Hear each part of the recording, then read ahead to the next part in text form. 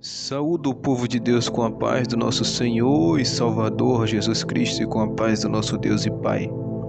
Aqui quem vos fala mais uma vez é o vosso irmão em Cristo, o pastor Lucas. Deus nessa noite nos deu mais uma palavra aos nossos corações, palavra poderosa e eficaz, que se encontra no livro de Amós, capítulo 9, e o versículo 11 até o versículo 15 vamos estar lendo nessa noite, neste trabalho de áudio devocional da palavra do Senhor. Aleluia. Diz assim o versículo 11: Naquele dia tornarei a levantar a tenda de Davi, que caiu, e taparei as suas aberturas, e tornarei a levantar as suas ruínas, e a edificarei como nos dias da antiguidade, para que possuam o restante de Edom e todas as nações que são chamadas pelo meu nome. Diz o Senhor que faz estas coisas. Eis que vem dias, diz o Senhor, em que o que lavra alcançará o que cega, e o que pisa as uvas ao que lança a semente, e os montes destilarão mosto, e todos os outeiros se derreterão, e removerei o cativeiro do meu povo Israel, e reedificarão as cidades assoladas, e nelas habitarão, e plantarão vinhas, e beberão o seu vinho, e farão pomares, e lhe comerão o fruto. E os plantarei na sua terra, e não serão mais arrancados da sua terra que lhes dei, diz o Senhor teu Deus. Aqui Deus tem uma promessa de restauração, de restituir. Ele usa como exemplo naqueles dias, mas trazendo para o dia de hoje, a tenda de Davi que havia caído. Porque após a morte de Davi, se levantou Salomão, homem que até era temente a Deus, mas logo pela construção do templo a gente vê a diferença que Salomão fazia das suas coisas para as coisas de Deus. A Bíblia diz que Salomão edificou o templo ao Senhor. Aleluia. E esse templo era grande. Pelas suas medidas dá pra gente ver que era grande. E a Bíblia diz que Salomão demorou 7 anos para construir este templo. Mas quando a Bíblia diz que Salomão fez a sua casa, o seu palácio, bem dizer, ele construiu ainda maior do que o templo. As medidas do palácio eram muito maior do que as medidas do templo de Deus que ele fez. A altura era a mesma, mas a casa dele era maior do que o templo que ele fez para Deus. E quantos anos Salomão demorou para fazer a sua casa, o seu palácio? Ele levou 13 anos para construir o seu palácio.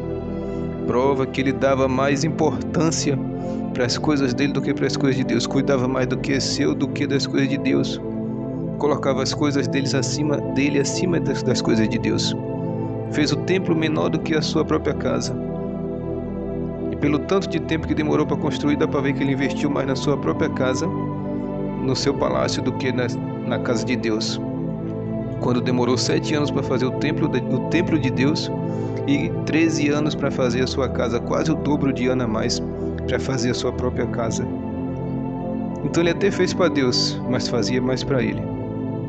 E no final de sua vida se corrompeu com muitas mulheres, com muitos pecados, com idolatria. E Deus ali já começa a repartir o reino, dividir o reino.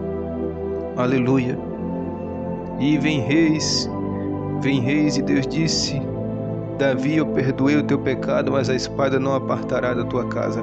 Então a casa de Davi realmente caiu, porque os sucessores foram de mal a pior, de mal a pior. Lá de vez em quando aparecia um que obedecia a Deus, como o rei Ezequias, um ou outro, Josafá, mas a maioria desobedecia a Deus e não vivia conforme a palavra do Senhor.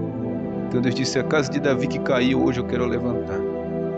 Mesmo assim, os crentes que estão caídos, o Senhor quer levantar. Aqueles que estão prostrados, o Senhor quer levantar. Aleluia. Aqueles que se desviaram, o Senhor quer trazer de volta para a sua presença e levantar o que está caído.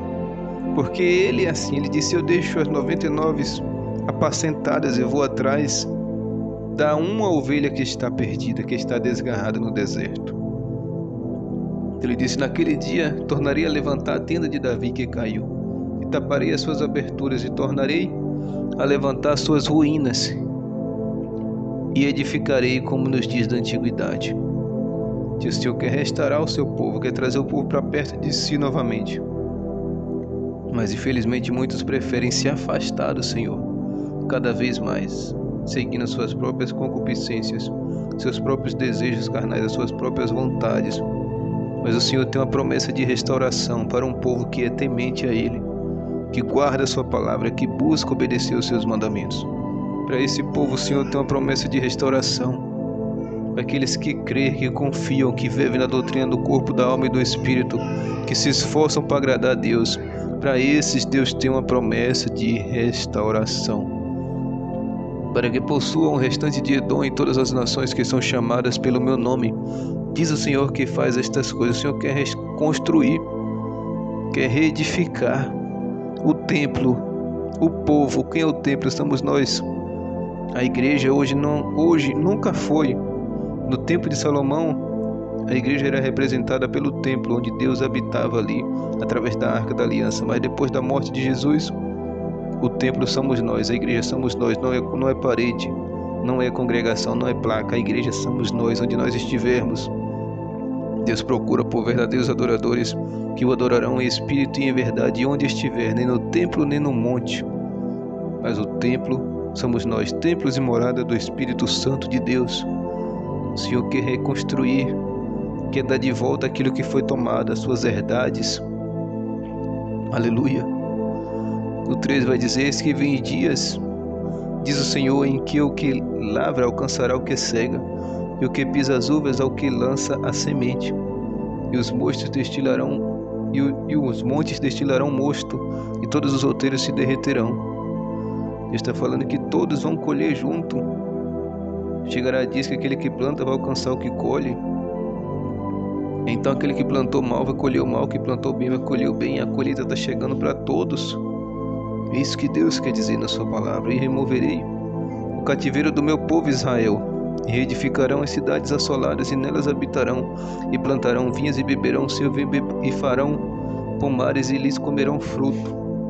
Para aqueles que for obediência, que obedece, e as bênçãos do monte Gerazim.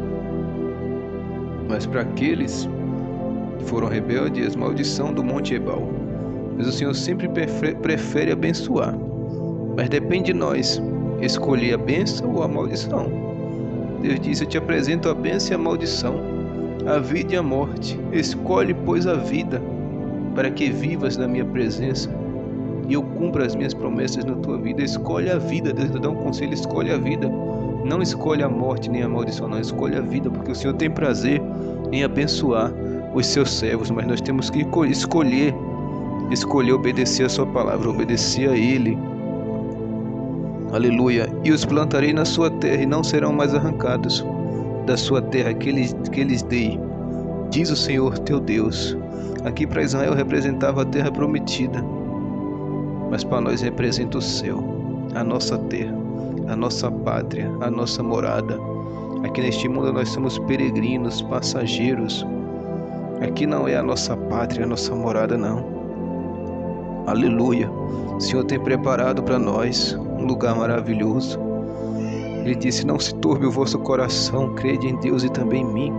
Na casa de meu pai há muitas moradas. Se não fosse assim, eu não teria dito: irei e voltarei. Irei preparar morada para vós, e voltarei para vos buscar, para que onde eu esteja, vós estejais comigo. Aleluia. Não vos deixarei órfãos. Enviarei o Espírito Santo, o Consolador, aquele que gemerá convosco. Aleluia. Padecerá convosco as vossas dificuldades. Enviarei outro como eu para estar convosco. Aleluia. Eis que estarei convosco até a consumação do século. Então aguardamos pela vinda do Senhor, buscando agradá-lo, obedecendo a sua palavra, para que as suas bênçãos venham cair sobre nós. E não as pragas do Egito, mas sim as bênçãos do Senhor venham estar sobre nós. Essa é a palavra que o Senhor nos deu nessa noite. Que Deus venha vos abençoar e vos guardar e vos livrar de todo mal. em nome do Senhor Jesus Cristo de Nazaré, que vive e que reina para todo sempre. Amém. Graças a Deus.